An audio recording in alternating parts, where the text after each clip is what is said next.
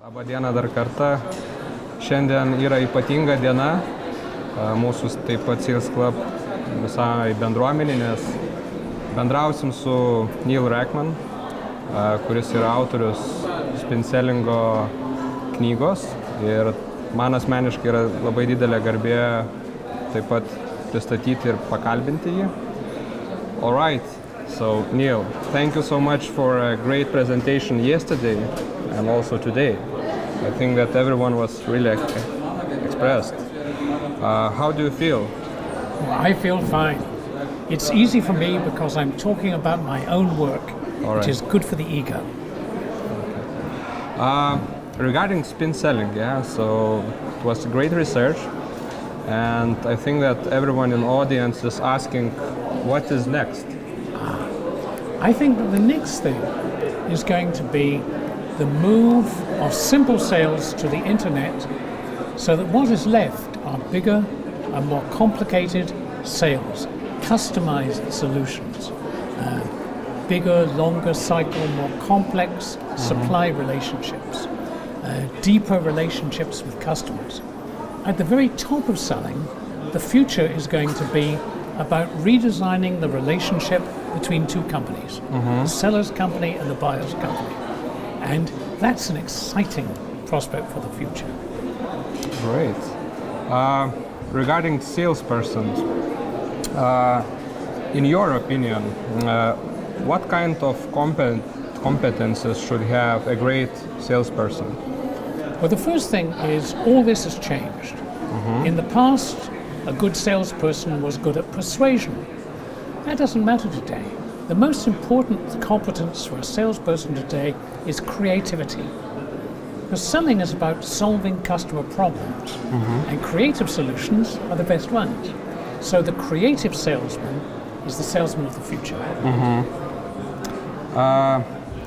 You are talking a lot about spin selling, and one part of that regarding implication questions. Could you explain more to our audience about these type of questions and how to prepare better for that questions? They're very powerful questions, probably the most powerful type of question. Top salespeople ask 4 times as many as average salespeople. An implication question looks deeper into a problem. So if I say, this is a problem for us, and you're selling to me, you say, does this problem increase your costs? Because of this problem, is this upsetting your customers? And you look at where the problem is leading. And that's one of the reasons why implication questions are so powerful, because they help the customer understand how big their problem is. Thank you. Just like such situation, how should a salesperson cope with a very well coached customer, and the customer understands the salesperson is asking questions to get more information? So how salesperson and customer always is stopping the salesperson and saying, hey, let's do your pitch. Well, customers are well prepared today. Customers often do more research on the salesperson than the salesperson on the customer. Because customers know about products, they know about competitors, they have a lot of information, and they're very well prepared. They also know about the selling method that the salesperson is using. So any salesperson who's going to have a good relationship with the customer must have a selling method which puts the customer in the middle and tries to do the best possible job for the customer. One of the reasons why the spin model that I developed has become so popular throughout the world is it's centered on helping the customer understand their problems and solve their problems. Customers are happy about that. If it was a model that said, here are clever ways to cheat the customer, here are tricks, then once customers knew about that, they wouldn't like it. But if the model genuinely helps the customer, then customers usually welcome it. Thank you.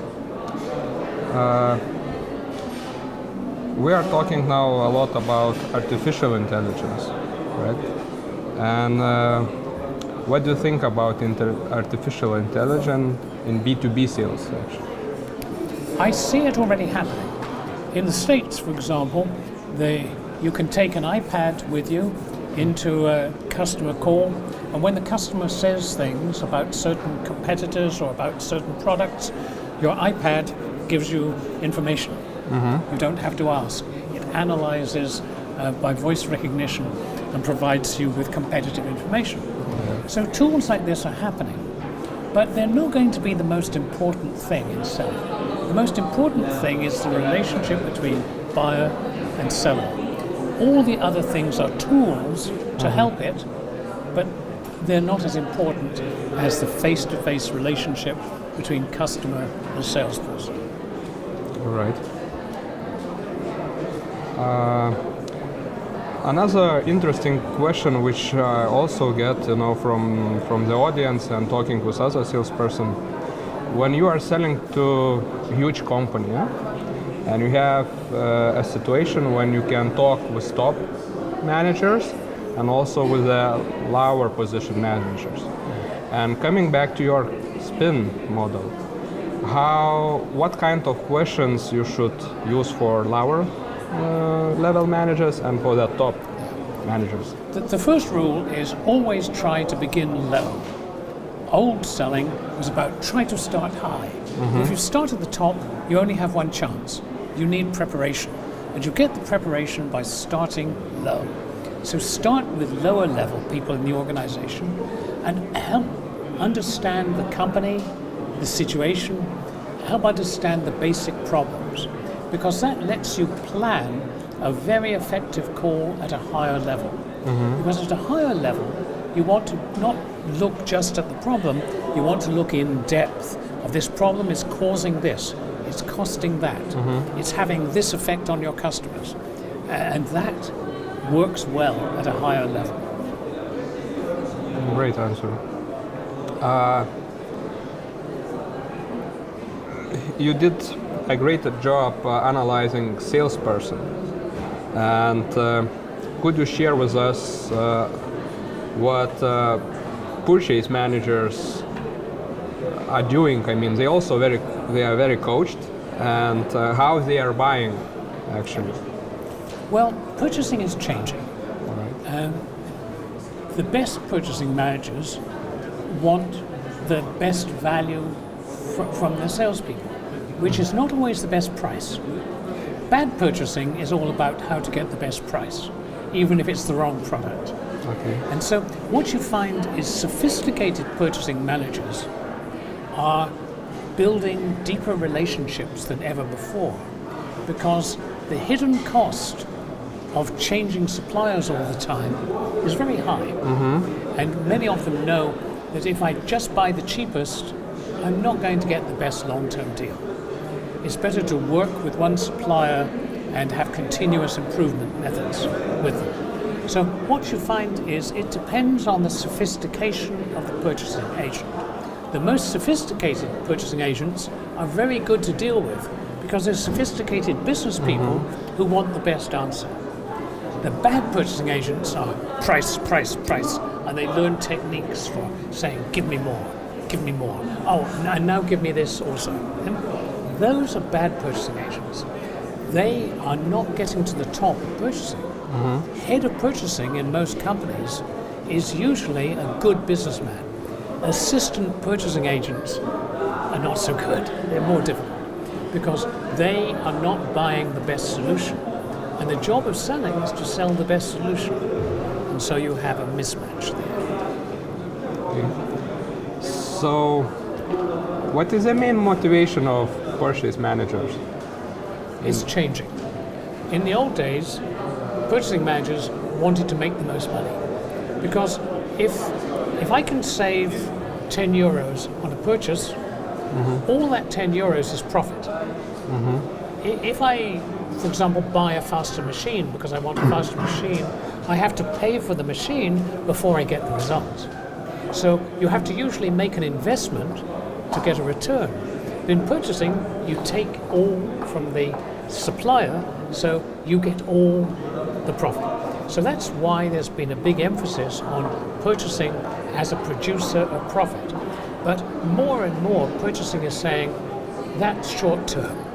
Long term, it's more damaging if you end up with the wrong solution and it's cheaper, or you end up with antagonizing suppliers, because unless they make a decent profit, they won't have a good relationship with you. Great. Everyone also like asking me and others coaches about tricks, what purchase managers do with salesperson. Could you share like 2-3 tricks? Yeah, there are some very common tricks. A trick that's called, and just one more thing. Okay. So the purchasing guy says, if you'll give us an 8% discount, I'll agree. And you say, okay, we'll give you an 8% discount. Oh, and one more thing. So instead of saying everything that they want, it's always agree to this and we're finished. But just one more. Okay. And the only way to get around that trick is to say, let's hear all the things you need before I give you an answer. Mm-hmm. You have to get it all laid out on the table. Another trick that's a dirty trick is to say, well, another supplier is 15% cheaper than you are.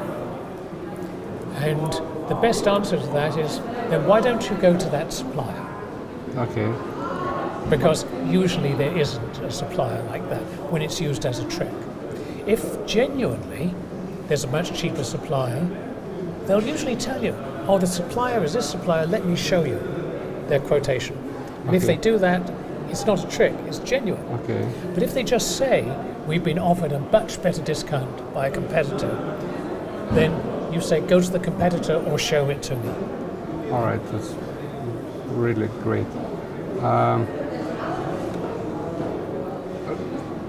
Yesterday, you presented the labeling of questions. It was really interesting, and could you share also to our community what does it mean labeling the question? One of the things that very good communicators do is they let you know in advance what they're going to do. So for example, I don't just ask you a question, I say, could I ask you a question? And when I do that, you say yes. So I've already got some agreement. And now you're listening to pay attention to my question. They don't just say, here's our proposal. They say, we'd like to make a proposal to you. Is that okay? Okay. And then they make the proposal. So they tell people what's happening before it happens. And the reason why that's very powerful is it slows down the conversation. It causes the other side to listen to you, and it makes things very clear. And good salespeople and good negotiators do that a great deal. Great, thank you. One of my friends also asked me to ask you that question regarding spin selling in e-commerce. Is it possible? It's possible, but it's not worth it. Okay. Because what's happening in e-commerce, more and more, e-commerce is for people who know the answer. They've already decided, yes, this is what I want. Now I'm looking at which supplier, I'm looking for the cheapest option. And so e-commerce, the salesperson doesn't solve problems for the customer. And the spin model is about helping customers solve problems. Most e-commerce purchases, the decision's already been made. It's not so much a sale, it's more acquisition and fulfillment. I think that's best stay on the internet because real salespeople add to the cost and the customer wants the lowest cost. All right.